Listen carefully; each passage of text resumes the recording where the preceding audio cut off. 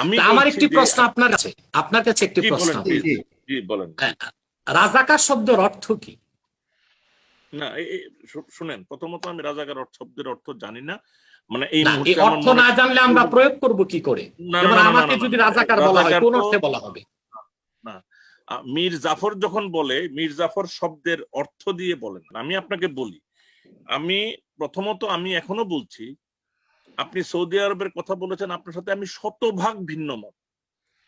Saudi আরবের শুধু রাজতন্ত্র চলে বলে না, এই তারা যে সৌদি আরবের এই যে নেতৃত্বে যারা আছেন, তাদের ব্যক্তিগত জীবন most un Islamic, most un Islamic. ইসলামের সাথে তাদের ব্যক্তিগত জীবনাচার, তাদের মানে যে মানে কি বলবো, তাদের মানে টাকা পয়সা নিয়ে যাচ্ছে তাই করার রাজস্বিক জীবনযাপন, এখানে সেখানে রাজবাড়ি কিনা পৃথিবীর বিভিন্ন দেশে, এইগুলি কোনো ইসলামিক কোনো কিছু দিয়ে আমি ডিফেন্ড করতে পারবো না। বাট আমি এখন আর ঢুকেন না এটার মধ্যে, আমি আরেকটু আগাই। আপনার তো একটু আরেকবার একটু আমি ডিস্টার্ব করি আপনাকে। কিন্তু না না, আপনি প্রতিটি আপনি পদক্ষেপে যায় না, না না প্লিজ প্লিজ, একটু তাহলে তো আমার আগানো হচ্ছে না, আমার আচ্ছা আচ্ছা, বক্তব্যটা কিন্তু দাঁড় করানো হচ্ছে না ভাই। আপনি জি আবার বলেন। জিনিসটা হচ্ছে যে আমি শুধু বললাম আপনার সাথে আমার একমত হইতে হবে না, আমি ভিন্নমতি রাখেন, কিন্তু আমি বলছি সৌদি আরব তো একটা আদর্শ ইসলামী রাষ্ট্র হইতেই পারে না। আমরা সৌদি আরবকে তারপরেও শ্রদ্ধা সম্মান করি, বিকজ তারা এই পবিত্র কাবার এই জায়গাটার তারা হলো মানে কি বলবো, তারা তারা কেয়ারটেকার। সুতরাং তাদেরকে আমার মর্যাদা দিতে হয়, আমার ধর্ম আমাকে বাধ্য করে বছরে আর জীবনে একবার হইলো যেতে।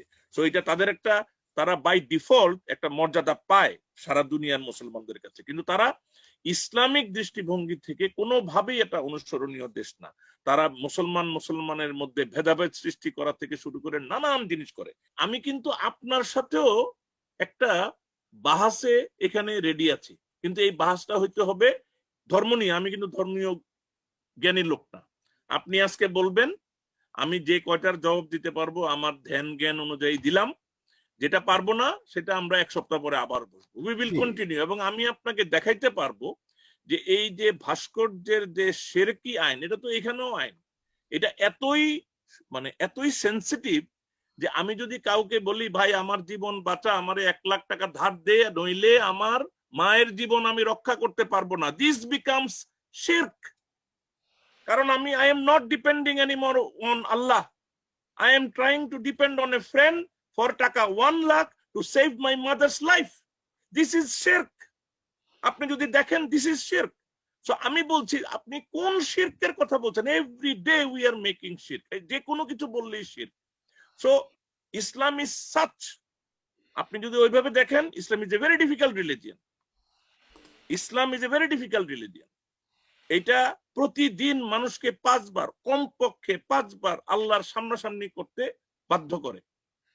I am fine with that.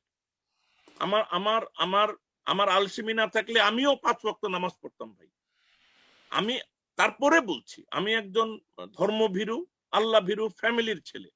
তারপরেও বলছি যে সামটাইমস উই সি যে আমাদের এখানে গণতন্ত্রের প্রশ্ন যে রাশেদ ভাই বললেন, আমাদের দেশে পৃথিবীর কোন দেশের উদাহরণ নাই যে দুর্নীতি ছাড়া একটা দেশ এগিয়ে গেছে।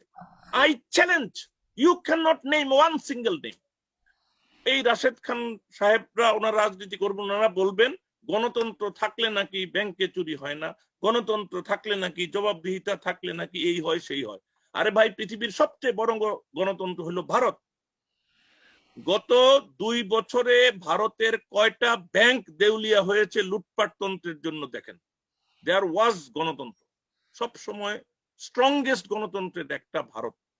আমেরিকায় দেখেন কিভাবে লুটতরাজ হচ্ছে সরকারি ভাবে, রাষ্ট্রীয় ভাবে, কিভাবে মানুষের সম্পদ যা ইচ্ছা তাই ব্যাখ্যা দিয়ে তারা গিয়া ইরাকে বোমাবাজি করে $3 ট্রিলিয়ন তারা ঋণ করে যুদ্ধ করে সৌদি আরবে।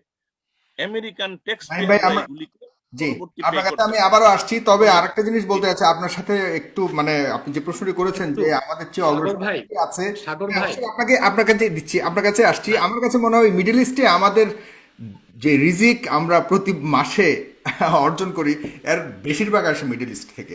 এখন আমরা কোন দৃষ্টিকোণ থেকে আপনি অগ্রসর বলছেন, এর পাশাপাশি আমি এটাও বলি ডেফিনেটলি এক্সট্রিমিজম কোনোভাবেই সাপোর্টিভ না, কোনোভাবেই সমর্থনযোগ্য না। না না না না, অগ্রসরের কথা বলি নাই, আমি বলছি যে তারা ইসলামিক প্রিন্সিপালে চলে, that is what I don't agri. না, তারা আফটার তো 71 বলেছেন আপনি যে উন্নয়নের দিক দিয়ে আপনার আমাদের দেশ থেকে আবার আফটার 71 যে স্বাধীনতা লাভের পর ওই সময় থেকে। না না, এটা রাশেদ খানের কথার প্রেক্ষিতে। ভাই আপনি আমার কথাটা পর অন্যদিকে নিচ্ছেন।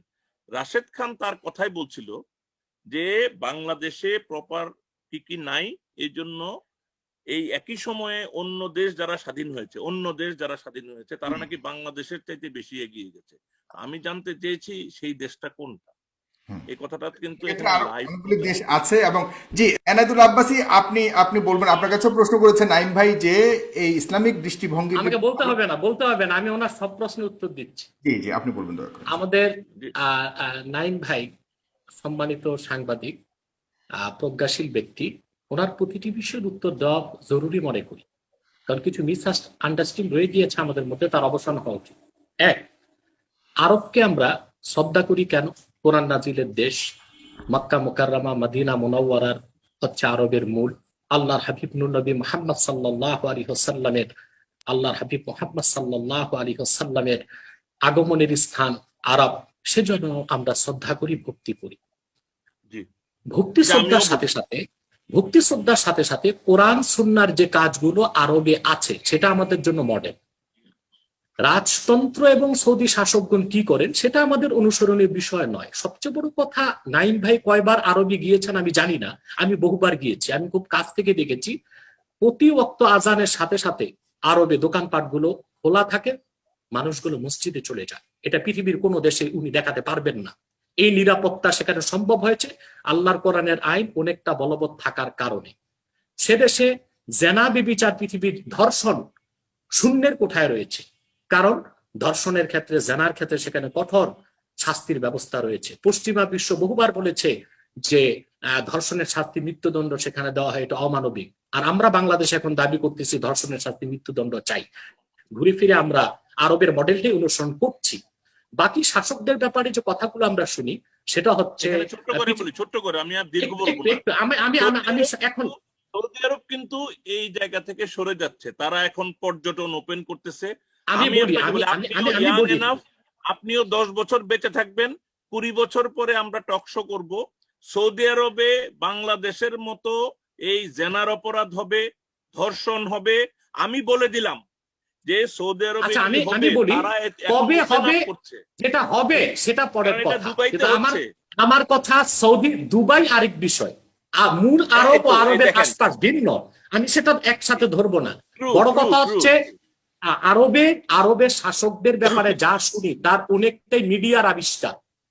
পশ্চিমা মিডিয়াগুলো অপপ্রচার করে যাচ্ছে, আমাদেরকে অথেন্টিক সোর্স ছাড়া কোনো কিছু বিশ্বাস করার সুযোগ নেই। এবার আমি দ্বিতীয় উত্তরে চলে আসছি, ভাস্কর্য কেন শিরক?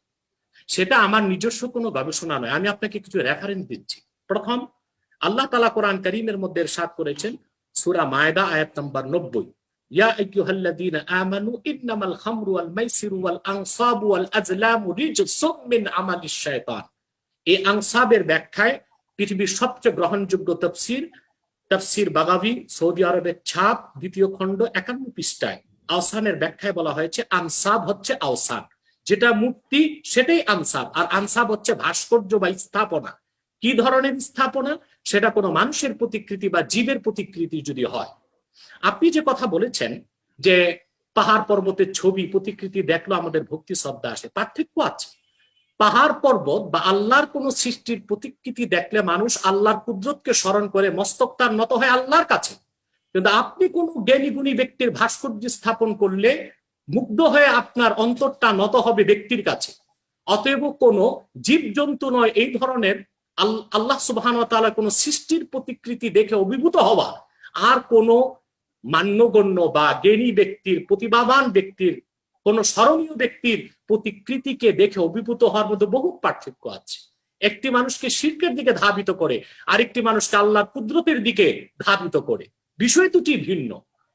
দ্বিতীয়, আনসাব বা ভাস্কর্যকে শিরকের অন্তর্ভুক্ত বলা হয়েছে, সেটা হচ্ছে তাফসির কুরতুবী, সৌদি আরবের ছাপ, তৃতীয় খণ্ড 623-24 পৃষ্ঠা, সেখানেও ভাস্কর্যকে শিরকের অন্তর্ভুক্ত করা হয়েছে।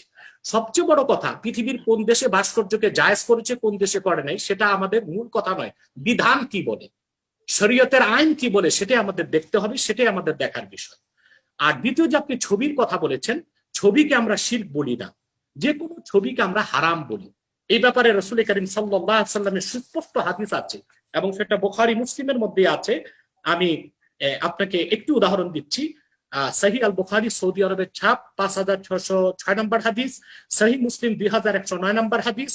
عن عبد الله بن مسعود رضي الله تعالى عنه قال سمعت النبي صلى الله عليه وسلم يقول إن أشد الناس عذابا عند الله يوم القيامة المصورون।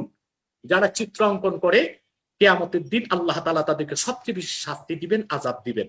আল্লাহ রাসূল সাল্লাল্লাহু আলাইহি ওয়াসাল্লাম থেকে হাদিসটি বর্ণনা করেছেন আব্দুল্লাহ বিন মাসউদ রাদিয়াল্লাহু তাআলা আনহু, এবং হাদিসটি এসেছে বুখারীতে 5606 নম্বর হাদিস, সহিহ মুসলিম 2109 নম্বর হাদিস। অতএব প্রতিকৃতি যেটা ছবি সেটাই হারাম, আর যেটা ভাস্কর্যের রূপ নেয়, স্থায়ী প্রতিকৃতি, তখন শিরকের সম্ভাবনা বহুগুণ বেড়ে যায়। অতএব স্বাভাবিক কোনো জীবজন্তু নয়, এই ধরনের পাহাড় পর্বত নদী নালার প্রতিকৃতি দেখলে আল্লাহর কুদরত মনে হয়, মস্তক নত হবে আল্লাহর কাছে। আর কোন ব্যক্তি, যেমন বঙ্গবন্ধু শেখ মুজিবুর রহমানের প্রতি মানুষের শ্রদ্ধা আছে, জিয়া রহমানের প্রতি কিছু মানুষের শ্রদ্ধা আছে, ওনাদের প্রতিকৃতি ভাস্কর্য রূপ যখন নিবে, অভিভূত হয়ে মানুষ ওনাদের দিকে তার মনটা নত হয়ে যাবে, সেটা মানুষকে শিরকের দিকে ধাবিত করবে। এটা তো আপনি বলতেছেন, মানুষের মনে নত হবে, কে বললো? এটা আপনি বলতেছেন। সেটার উত্তর দিচ্ছি, সেটার উত্তর হয় না তো, সেটার উত্তর দিচ্ছি। না না না, আমি সেটা বলছি, বিধানের ক্ষেত্রে ইসলাম নিয়ম করে দিয়েছে কি হবে না হবে পরে, যেটা বিধান হয়ে গিয়েছে সেটা বিধান মানতেই হবে। মদকে আল্লাহ হারাম করেছেন কেন? রাসূল করিম সাল্লাল্লাহু আলাইহি ওয়াসাল্লামের হাদিস, কুল্লু মুসকিরিন খামরুন ওয়া কুল্লু মুসকিরিন হারাম।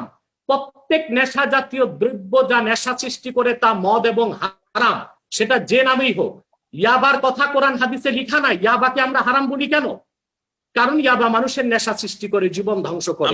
হেরোইন, চরস, গাঁজা, আফিম, এগুলো মানুষকে একটু শেষ করি, নেশা কি হইলে আমি বলছি আপনাকে, আমি বলছি সেটা আপনাকে, সেটাই বলে দিচ্ছি। যে নেশাটা মানুষের স্বাভাবিক জ্ঞান বুদ্ধিকে রুদ্ধ করে দেয়, সেই নেশাটাকে বলা হয়েছে পানের নেশা, ভাতের নেশা। আমি আপনাকে বলি, আমি একটু শেষ করি, সাংবাদিক মহোদয়, আপনি আমাকে একটু টাইম দেন, আপনি কন্টিনিউ করেন। আমি একটু শেষ করি, একটু শেষ করি। মানুষ মদ্যপান করে কাজ করে সুস্থভাবে, তাইলে এটা হারাম হবে না? কারণ সেটাই তো বলতে যাচ্ছি, সেন্স হারায় না।